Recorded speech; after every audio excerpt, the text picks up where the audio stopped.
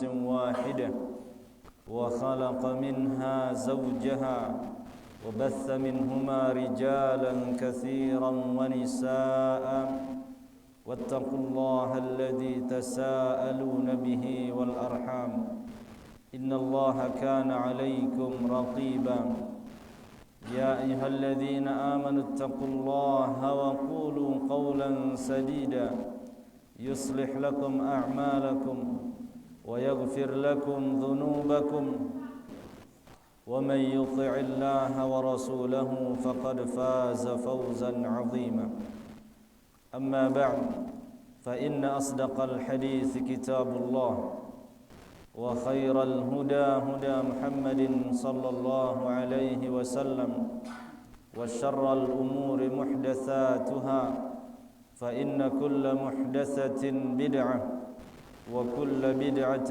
ضلالة وكل ضلالة في النار. Ma'asyiral muslimin dan muslimat rahimani wa rahimakumullah.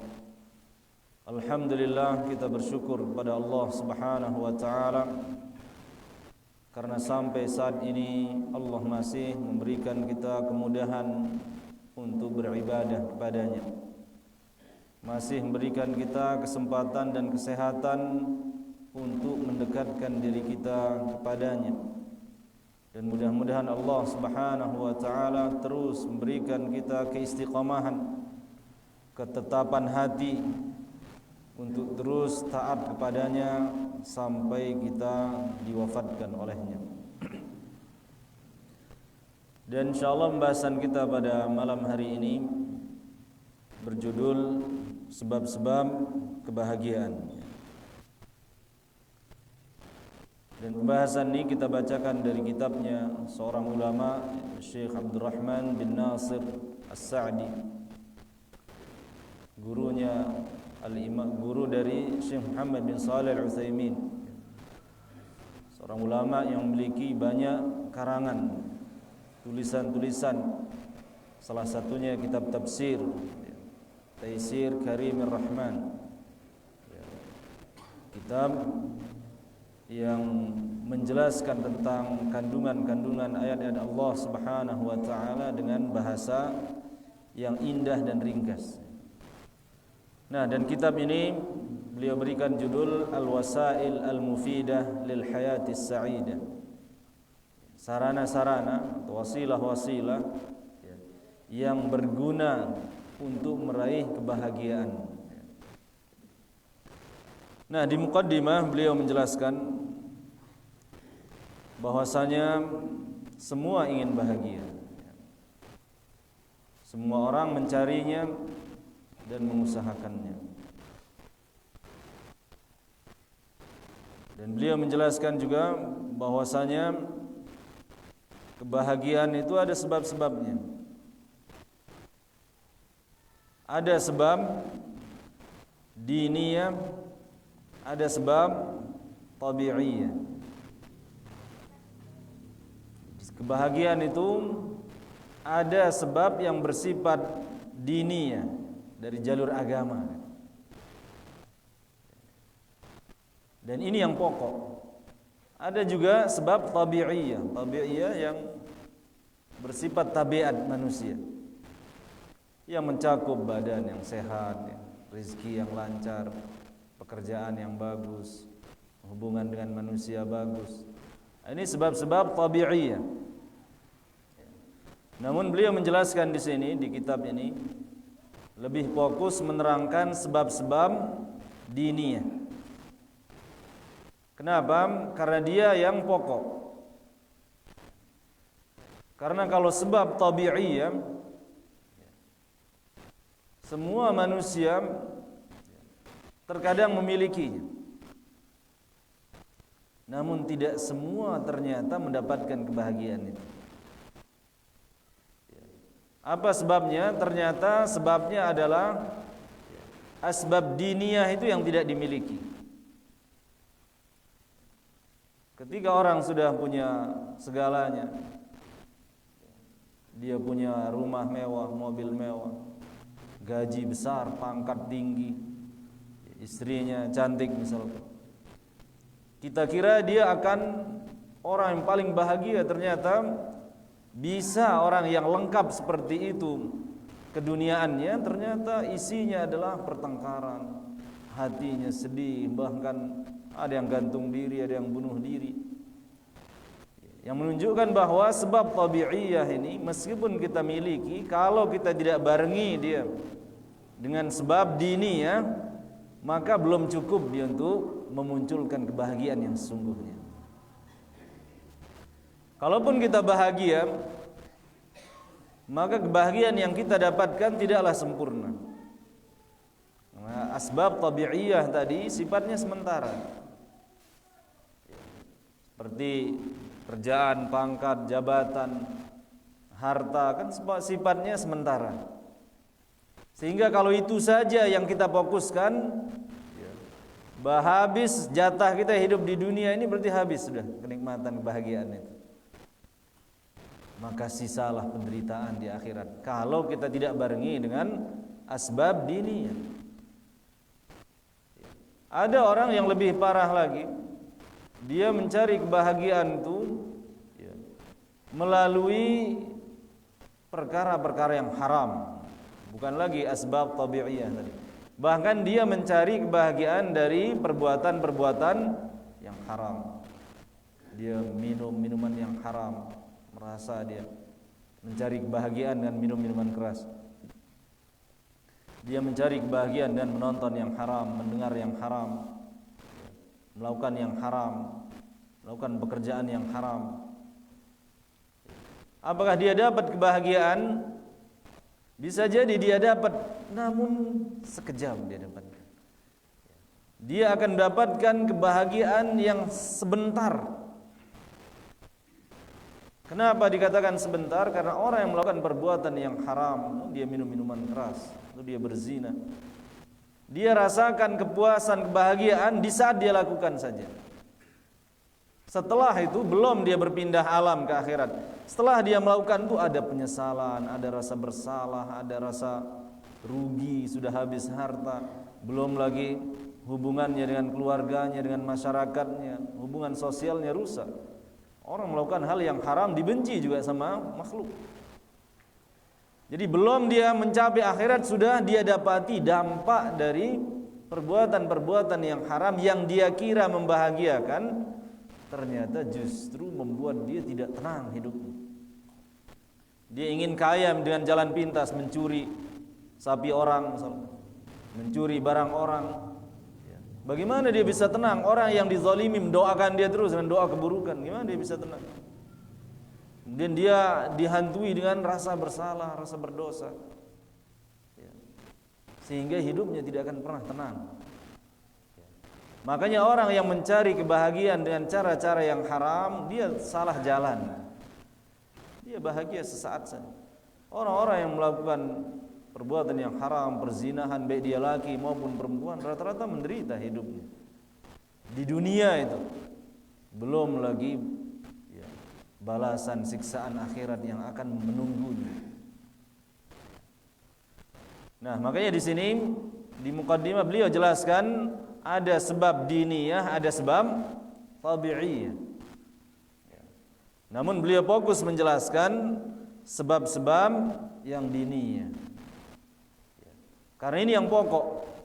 Kan orang meskipun dia cacat badannya, bahkan kakinya enggak ada, ternyata kalau dia muslim benar-benar beriman, bukan tertutup kebahagiaan itu untuk dia. Ada peluang dia bahagia masih, meskipun dia cacat. Kenapa? Karena kebahagiaan itu di hati, Allah yang berikan. Nah, beliau sebutkan sekarang yang pertama. Dan yang pertama ini sebenarnya mencakup semuanya. Sebab yang pertama, wa a'zamul asbab lidzalika wa asluha wa ussuha wal iman wal amalus salih. Nah, ini sering kita dengar. Sebab yang paling besar untuk meraih kebahagiaan, sebab yang paling pokok, paling utama adalah beriman kepada Allah Subhanahu wa taala dan beramal saleh. Sekali lagi, sebab yang paling besar yang dapat mengantarkan kita kepada kebahagiaan itu adalah beriman kepada Allah dan beramal saleh. Siapa yang mengatakan demikian? Allah di dalam Al-Quran. Manusia banyak menulis teori-teori biar bahagia, ya. Banyak tulisan manusia.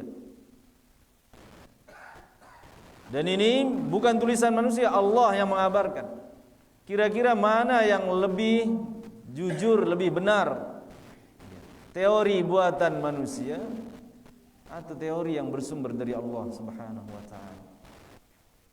Maka jelas jawabannya yang paling benar, yang paling betul dan jujur adalah teori yang datang dari Allah Subhanahu wa taala. Kenapa demikian? Allah yang menciptakan manusia, Allah yang menciptakan kebahagiaan, Allah yang menciptakan hati manusia.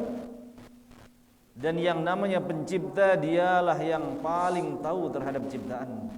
Allah tahu manusia, luar dalamnya Allah tahu. Allah tahu hati manusia, luar dalamnya. Allah tahu tentang kebahagiaan, mampu memberikan kebahagiaan, mampu juga mencabutnya. Maka kalau Allah berbicara tentang sebab kebahagiaan, itulah yang paling bagus, itu yang paling benar, itu yang paling jujur, itulah yang paling pas. Dan Allah Subhanahu wa taala mengabarkan dalam surat An-Nahl ayat 97. Allah Subhanahu wa taala mengatakan, "Man 'amila shalihan min dzakarin aw untha wa huwa mu'min falanuhyiyannahu hayatan thayyibah." Yang artinya, coba kita renungkan ayat ini. Man 'amila shalihan, siapa yang beramal saleh, min dzakarin aw untha, baik dia laki maupun perempuan, wa huwa mu'min, ini syaratnya, dan dia dalam keadaan beriman. Siapa yang beramal saleh, dia laki maupun perempuan, dan dia beriman, dua ini Allah sebutkan di sini, dua, amal saleh dan iman. Kalau dia betul-betul dia beriman dan dia beramal saleh, Allah berjanji, dengarkan janji Allah, ya. Allah mengatakan, falanuhyiyannahu hayatan thayyibah. Pakai taukid, dua taukidnya, lam dan nun, yang artinya kami benar-benar pasti akan memberikannya kehidupan yang baik, kehidupan yang bahagia. Ini janji Allah. Dan innallaha la yukhliful mi'ad, Allah tidak akan mengingkari janjinya. Kalau kita merasa belum bahagia, berarti perbaiki iman dan amal soleh kita. Bukan janji Allah yang bermasalah, tapi diri kita sudah betul enggak imannya, sudah betul enggak amal solehnya. Karena inilah sebab akibat, ada sebab ada akibat. Allah jadikan amal saleh dan iman sebagai sebab dan kebahagiaan sebagai buahnya. Jangan kita menuntut hasil sementara kita tidak mengusahakan sebabnya. Kemudian dua yang Allah janjikan. Janji yang kedua, wala najziyannahum ajrahum bi ahsani ma kanu ya'malun. Dan kami benar-benar pasti akan membalas mereka dengan balasan yang jauh lebih bagus dari apa yang mereka amalkan. Dua yang Allah janjikan.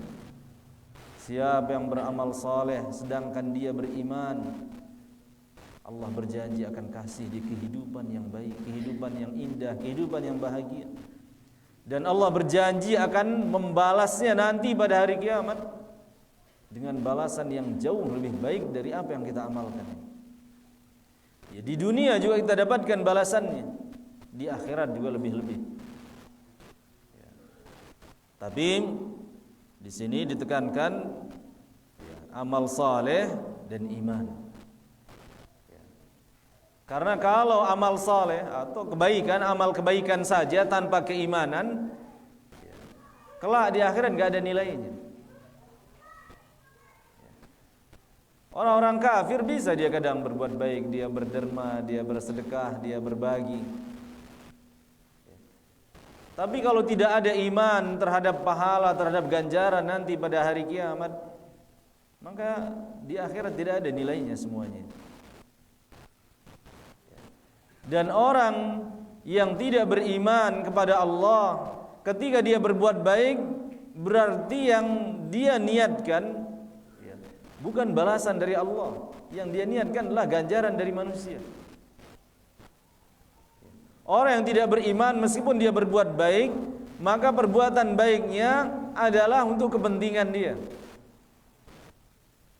Nah, ini bertentangan dengan keimanan. Orang mukmin dia beramal saleh, dia niatkan agar mendapatkan balasan dari siapa? Dari Allah. Nah, di sini letak berbedanya. Makanya orang kafir berbuat baik, dia tidak bahagia. Justru dia akan kecewa. Karena perbuatan baik dia itu dia berharap manusia membalasnya. Dan siapa yang berbuat baik dengan mengharapkan manusia membalasnya, maka dia akan kecewa. Karena tidak semua orang mampu membalas kebaikan dan kebaikan. Betapa banyak orang kalau kita berbuat baik padanya, berterima kasih tidak, membalas tidak. Bahkan ada yang lebih parah, dia balas kebaikan kita dengan keburukan. Makanya kalau kita berharap dia yang membalasnya, kita akan kecewa terus. Dia sudah bersedekah jutaan, ratusan juta, nggak pernah disebut namanya, nggak pernah disanjung sama orang yang dia sumbangin itu. Akhirnya nggak bisa tidur dia, sedih dia, hidupnya gelisah terus. Ini berarti iman yang bermasalah. Tapi orang yang beriman tatkala dia melakukan kebaikan, tidak ada yang melihatnya, tidak ada yang berterima kasih, tidak ada yang membalasnya, dia masih bisa tenang karena dia itu bermuamalah dengan Allah. Karena dia yakin manusia bisa lupa, tapi Allah tidak akan pernah lupa. Orang lupa mencatat kebaikan dia, tapi malaikat-malaikat Allah tidak akan pernah lupa mencatat kebaikan dia. Innallaha la yadhlimu mithqala dzarrah. Sungguhnya Allah Subhanahu wa taala tidak akan pernah berbuat zalim walaupun sebutir debu. Wa iyyaku hasanatan yujza biha. Kalau memang perbuatannya itu baik, pasti akan dibalas. Pasti itu janji Allah Subhanahu wa taala. Makanya orang beriman pantang dia, sakit hati, pantang dia bersedih kalau tidak dibalas, tidak disanjung, tidak diumumkan namanya. Enggak perlu dia bersedih, enggak perlu dia pikirkan itu, gelisah siang dan malam, enggak perlu. Karena memang dia berbuat amal saleh itu karena Allah Subhanahu wa taala.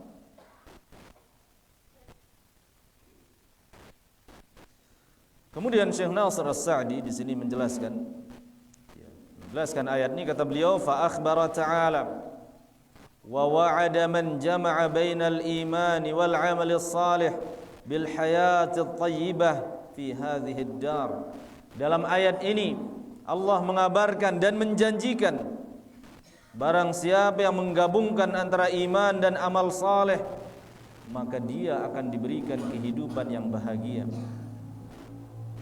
fi hadhihi ad-dar, di dunia ini, wa bil jazaa'il hasan fi hadhihi ad-dar wa fi daril qarar. Dan juga Allah janjikan akan membalas apa yang dia perbuat dengan balasan yang jauh lebih baik di dunia dan di akhirat. Kalau kita dapatkan balasan kebaikan kita di dunia, alhamdulillah, itu berarti kebaikan yang disegerakan. Kalau sekiranya kita tidak dapatkan balasan amal saleh kita di dunia, jangan kita bersedih, jangan kita berhenti beramal. Karena memang balasan itu letaknya di akhirat, bukan di dunia. Kalaupun ada di dunia, itu hanyalah bonus. Balasan yang sungguhnya itu nanti di akhirat. Itu yang kita niatkan agar kita tidak mudah kecewa. Kemudian beliau juga menjelaskan kenapa orang mukmin dan beramal saleh bisa bahagia di kehidupan dunia ini. Kata beliau, karena orang yang beriman dia memiliki pondasi pegangan yang kuat untuk menghadapi berbagai keadaan yang terjadi dalam kehidupannya. Apa pondasi itu? Ya pondasi iman itu. Dia beriman kepada Allah, dia beriman kepada takdir, dia beriman bahwasanya Allah Subhanahu wa taala ya, Maha Pemurah, Maha Pengasih. Nah, imannya ini membuat dia akan tabah dan tegar ketika dia ditimpa ujian, anaknya sakit, suaminya sakit, dagangannya rugi, pertaniannya gagal. Orang yang tidak percaya takdir, orang yang tidak beriman kepada Allah Subhanahu wa taala, yang hanya di hatinya dunia saja, tidak ada iman, ketika dunianya hilang berarti hilang segalanya sudah. Enggak sanggup dia melanjutkan kehidupannya karena semua yang dimiliki di hatinya hilang. Dia enggak punya Allah Subhanahu wa taala. Orang kafir mudah bunuh diri. Ketika dunianya hancur sudah hidupnya, enggak sanggup dia menjalani kehidupannya lagi. Tapi orang beriman bukan hanya dunia ini yang dia miliki. Dia punya kampung dua, kampung yang sungguhnya itu di akhirat. Maka ketika dia diuji, masih dia mampu bertahan dengan imannya, mengatakan apa? Oh, ini barangkali teguran dari Allah. Bisa dia berhusnudzon. Tanamannya tidak ada harganya, murah. Mampu dia masih tegak mengatakan, mungkin Allah ingin memberikan saya pahala yang besar dari kesabarannya. Ya. Atau dia timpa penyakit, orang yang disayanginya kena penyakit, meninggal, masih dia sanggup bertahan hidup, pantang putus asa. Karena tadi dia punya iman, dia percaya Allah ketika menimpakan sesuatu pada orang mukmin pasti ada kebaikan di baliknya.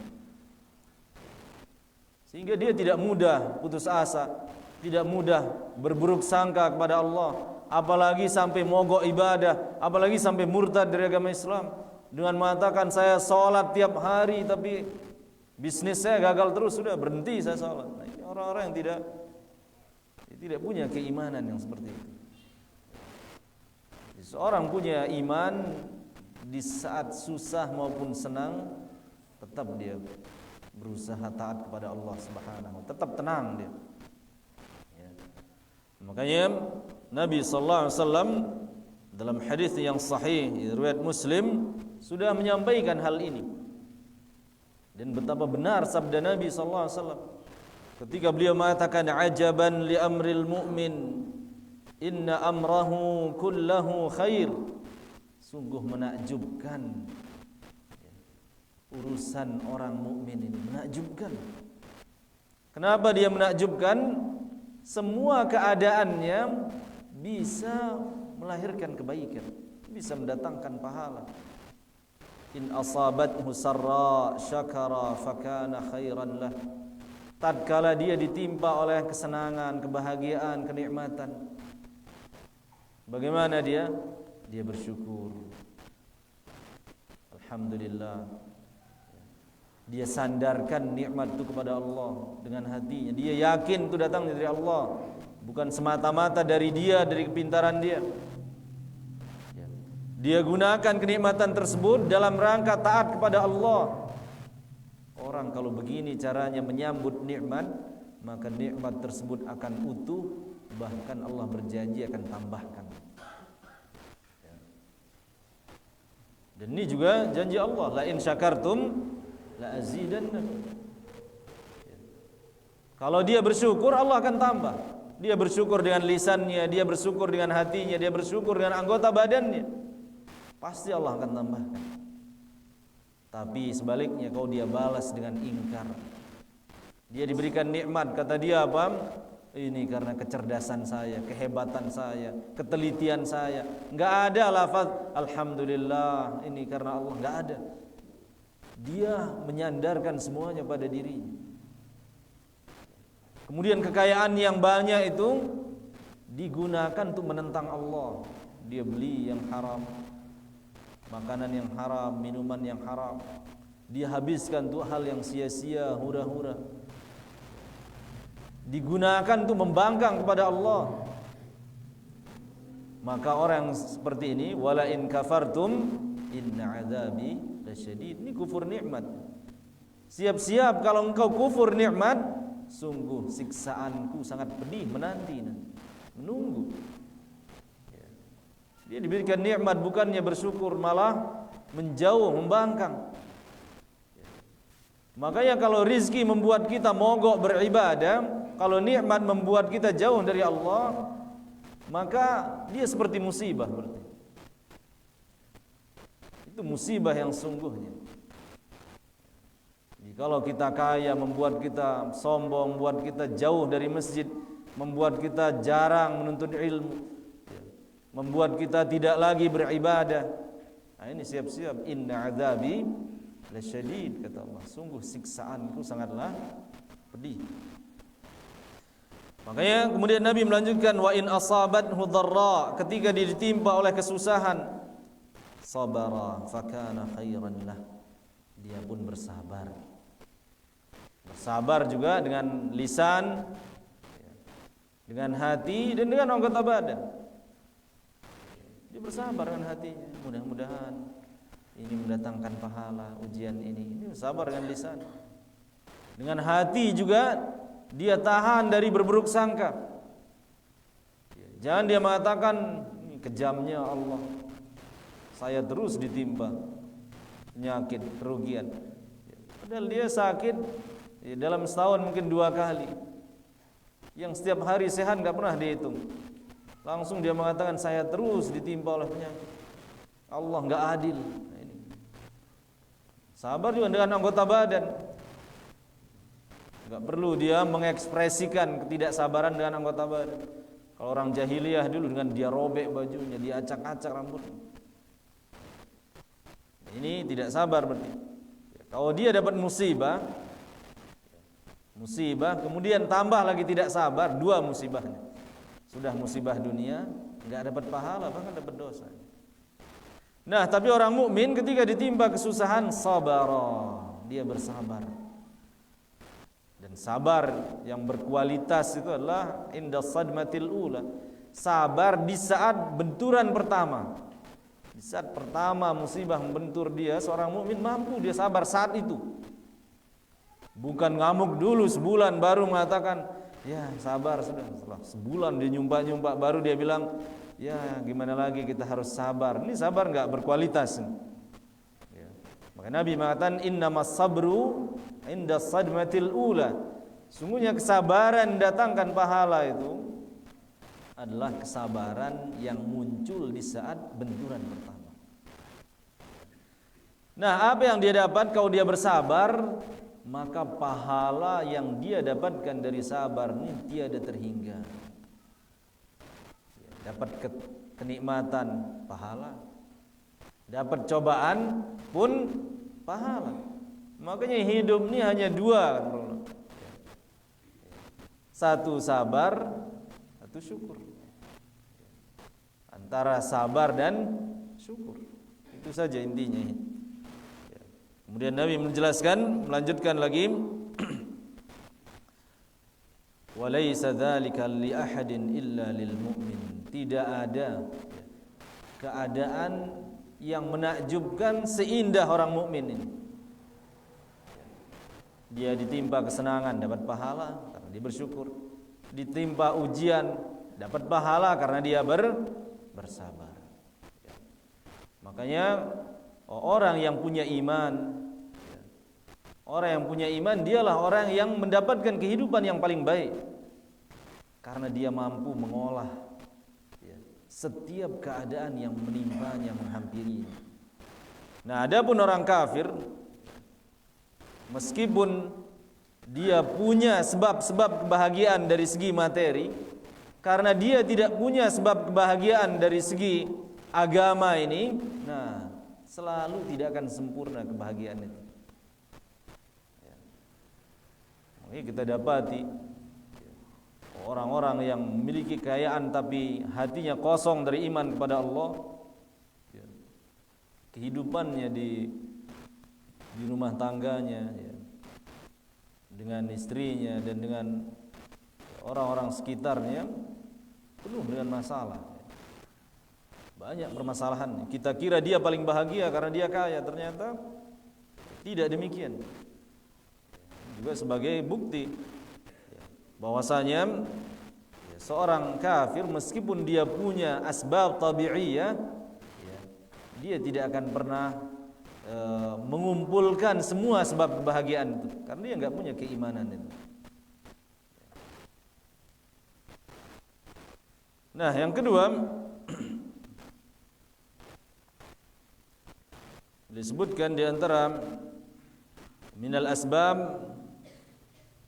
allati tuzilul ham wal gham wal qalaq, di antara sebab kebahagiaan, sebab yang dapat menghilangkan kesusahan, kesedihan, kegundahan, al-ihsan ilal khalq bil qawli wal fi'li, banyak-banyak berbuat baik kepada sesama, baik itu perbuatan baik dengan ucapan ataupun dengan perbuatan. Ya, ini juga di antara rahasia kebahagiaan ini. Orang yang pandai berbagi, bersedekah, rajin bersedekah, peduli dia terhadap sesama, terutama terhadap orang lemah, orang miskin, anak-anak yatim, orang-orang tidak mampu. Peduli dia, peka dia.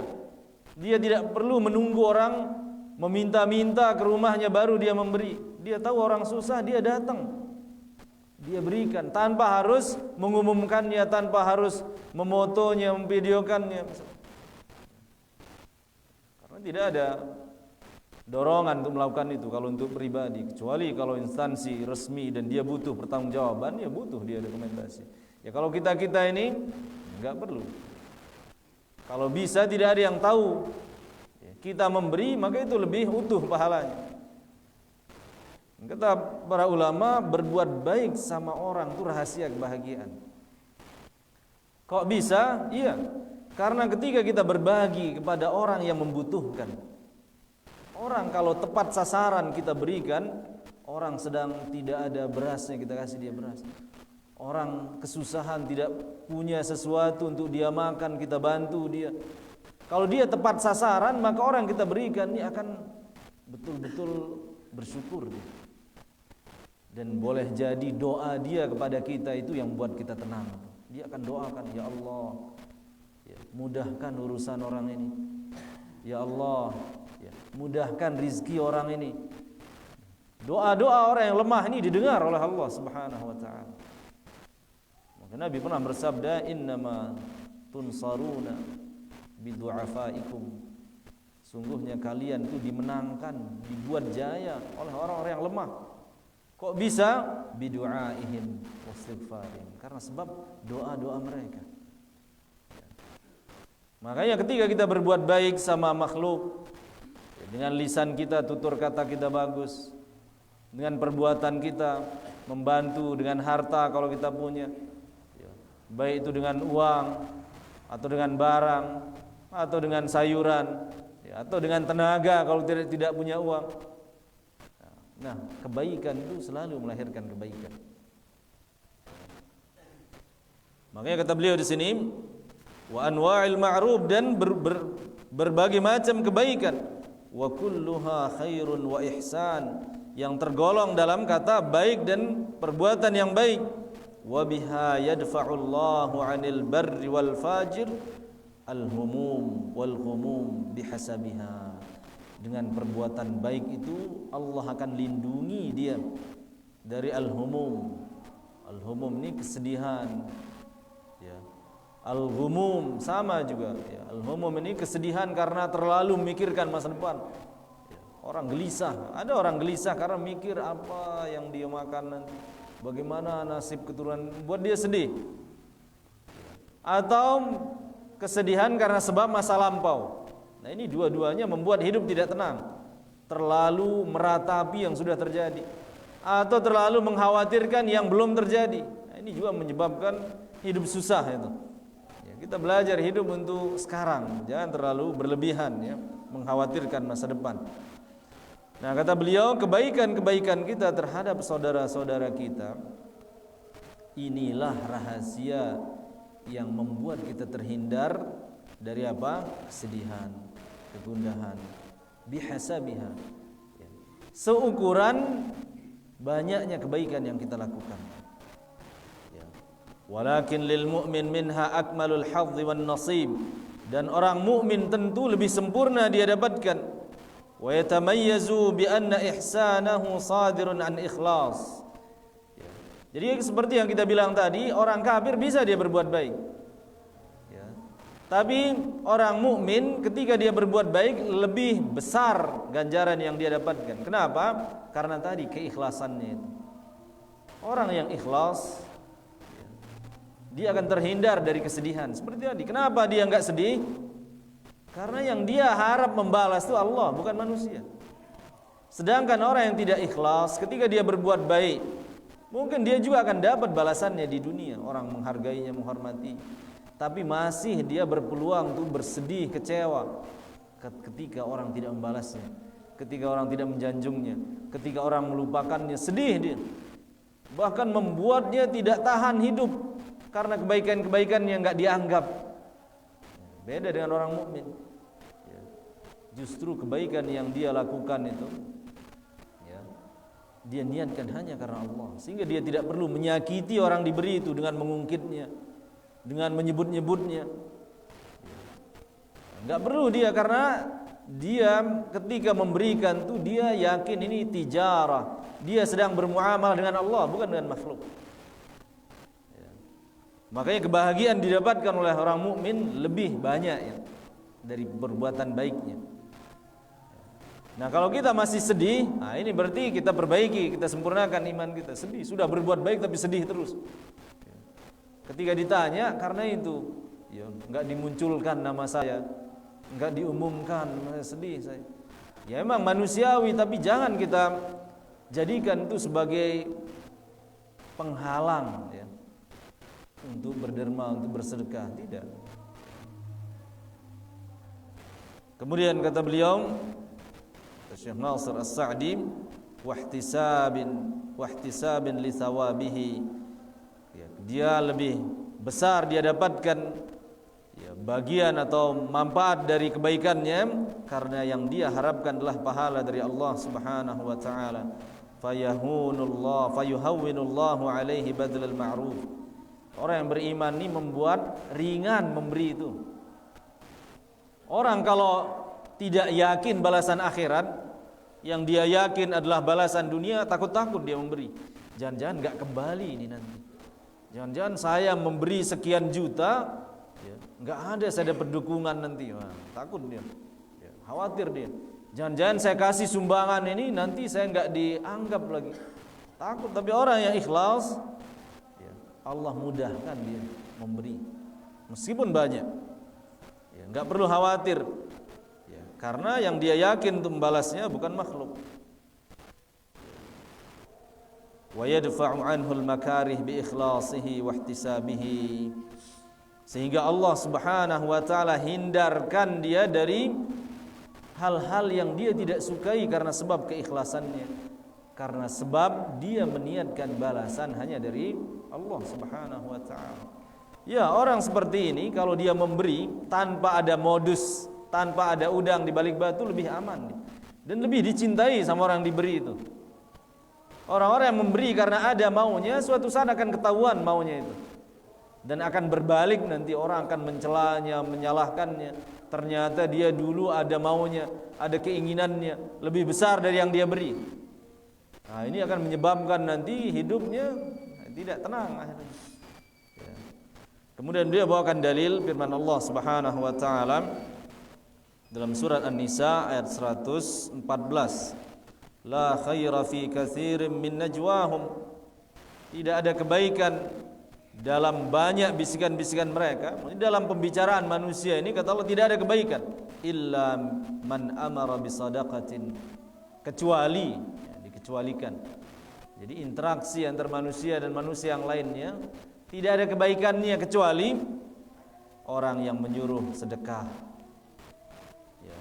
au ma'ruf, yang menyuruh untuk berbuat baik, au islah bainan nas, atau orang yang mendamaikan dua orang yang berselisih, antara orang yang berselisih. Kemudian Allah melanjutkan wa may yaf'al dzalik, siapa yang melakukan perbuatan-perbuatan baik di atas ibtigha'a mardatillah. Nah ini syarat ikhlas mengharapkan keridhaan Allah Subhanahu wa taala. Fasawfa nu'tihi ajran 'azima, maka kami akan berikan dia ganjaran yang agung, yang besar. Kemudian kata Syekh, Allah mengabarkan dalam ayat ini bahwasanya perkara-perkara yang baik ini semuanya khairum mimma sadirat min. Perbuatan-perbuatan baik ini lebih baik daripada ucapan-ucapan yang tidak berguna, yang tidak mendatangkan manfaat. Tapi kalau perbuatan yang disebutkan tadi di atas ini, dialah yajribul khair, dia akan mendatangkan kebaikan. Wa yadfa'us syarr, dia yang akan menghindarkan kita dari keburukan. Wa annal mu'min al-muhtasib, dan seorang mukmin yang berbuat baik dan mengharapkan balasan dari Allah, yu'tihi ajran 'azima, Allah akan berikan dia ganjaran yang besar. Wa min jumlatil ajril 'azim, dan di antara ganjaran yang besar tersebut adalah zawalul hammi wal ghammi wal akdar, dihilangkan kesedihan, kesusahan, kegundahan di dalam hidupnya. Ya, jadi inilah dia. Ternyata kita hanya dapat 2 poin ini yang bisa kita sampaikan, yaitu sebab yang pertama al-iman wal amalus salih. Kemudian yang kedua adalah banyak-banyak berbuat baik kepada sesama. Banyak-banyak berbuat baik kepada sesama. Dan teori ini adalah teori berasal dari Allah Subhanahu wa taala. Kita wajib percaya, tinggal kita praktekkan. Dan kalau kita betul-betul praktekkan, maka betul-betul juga kita akan dapatkan apa yang Allah janjikan tersebut. Iya, karena sudah azan, kita azan.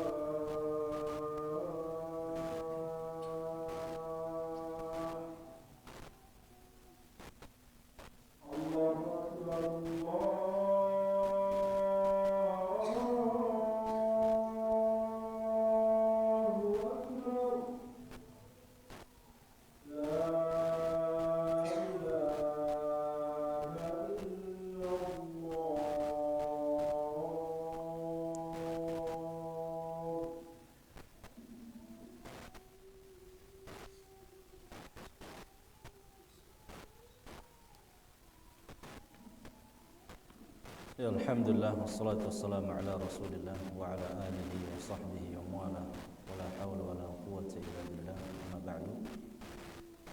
Ya, demikianlah yang bisa kita sampaikan pada pembahasan malam hari ini berkaitan dengan sebab-sebab kebahagiaan dalam kehidupan ini yang kita bacakan dari kitabnya Syekh Abdurrahman bin Nasir As-Sa'di rahimahullah ta'ala. Dan masih ada ya beberapa sebab. Mudah-mudahan di kesempatan yang lainnya bisa kita sambung kembali, dan mudah-mudahan apa yang kita sampaikan ini bermanfaat bagi kita semua dan bisa kita terapkan dalam kehidupan kita. Dan sebelum kita tutup, kita persilahkan bila ada para jamaah yang bertanya. Ya.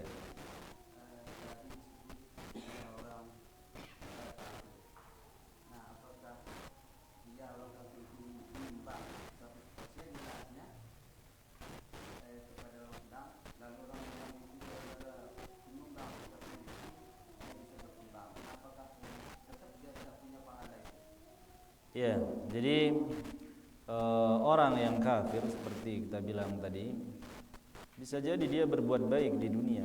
Ada kadang memberikan pengobatan gratis, bahkan ada yang nyumbang masjid kan. Ya. Nah, bagaimana status kebaikannya ini? Ya. Dijelaskan kalau kebaikannya ini terkadang dia dapatkan balasannya di dunia. Ya, dia dihargai. Dan orang juga memperlakukannya dengan baik, dia dihormati. Ini balasan di dunia.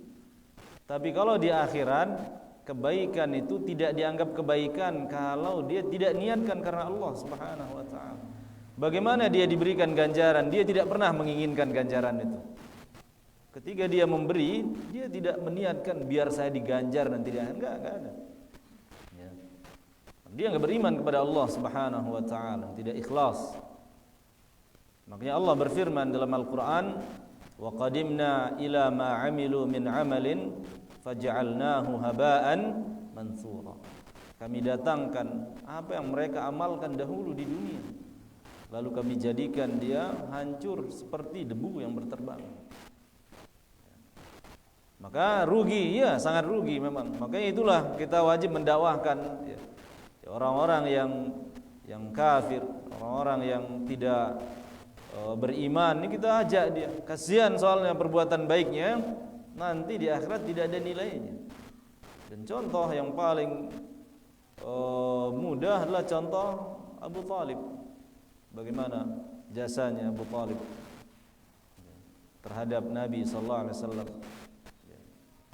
Kemudian Nabi sallallahu alaihi wasallam ajak dia mengucapkan la ilaha illallah agar berguna perbuatan baiknya itu, agar bernilai perbuatan baiknya kelak di akhirat. Sampai tetes terakhir dia ajak, ya am qul la ilaha illallah, paman ucapkan la ilaha illallah, kalimatan uhajju laka biha indallah, dengan kalimat ini aku bisa membelamu nanti di sisi Allah Subhanahu wa taala. Tapi dia tidak ucapkan, diulangi terus, dia tidak ucapkan. Maka meninggallah dia dalam keadaan tidak mengucapkan kalimat la ilaha illallah. Bagaimana nasib kebaikannya? Tidak ada nilainya. Karena Allah Subhanahu wa taala juga berfirman dalam hadis qudsi, ana aghna syuraka'i 'anil syirk. Aku adalah zat yang paling tidak butuh pada sekutu. Kalau ada yang beramal, dia niatkan dalam amalnya, ya, asyraka fihi ma'i ghairi, dia niatkan aku dan yang lainnya, aku tinggalkan dia bersama sekutu. Ini dia niatkan Allah, tapi dia duakan, tetap tidak diterima. Apalagi murni tidak ada dia niatkan untuk Allah Subhanahu wa taala. Ya, jadi mungkin pertanyaannya, apakah itu kezaliman? Tidak. Kalau manusia yang orang yang berbuat baik dikasih keburukan, dia zalim. Allah Maha tahu ketika Allah menakdirkan ini kafir. Karena Allah tahu luar dalamnya. Karena ilmu Allah mencakup yang lalu dan yang akan datang. Jangan kita khawatir Allah salah beri hidayah. Jangan kita khawatir Allah salah masukkan neraka, salah enggak. Allah itu menyifati dirinya dengan sifat al-adl. Allah menyebut dirinya wa ma ana bidzallamin lil abid, aku tidak akan pernah berbuat zalim terhadap hamba. Ketika hamba mendapat siksaan, karena itulah yang pas buat dia. Pas dengan ucapannya, perbuatannya dulu di dunia. Ya. Jadi Allah Subhanahu wa taala Maha Adil. Ya. Makanya kalau ada yang tetap tidak mendapatkan hidayah, maka itu karena keadilan Allah. Allah tahu siapa yang yudhillu man yasha wa yahdi man yasha. Allah itu menyesatkan siapa yang Allah kehendaki dan berikan hidayah kepada siapa yang Allah kehendaki. Jadi jawabannya bagaimana nasib kebaikannya yang membuat kaum muslim berkembang tadi? Ya, dia akan dapat balasannya di dunia. Sekarang dia dapat balasannya di dunia, tapi di akhirat syarat ya, diterimanya amal itu semuanya harus berlandaskan iman kepada Allah Subhanahu wa taala. Wallahu a'lam. Ada lagi? Ibu-ibu ada yang bertanya, ibu-ibu? Ya, kalau enggak ada mungkin kita cukupkan dulu sampai di sini. Ya, mudah-mudahan bermanfaat dan mohon maaf bila ada kekurangan ya, dalam penyampaian, dalam tutur kata. Subhanakallahumma wa bihamdika asyhadu an la ilaha illa anta astaghfiruka wa atubu ilaik. Wassalamualaikum warahmatullahi wabarakatuh.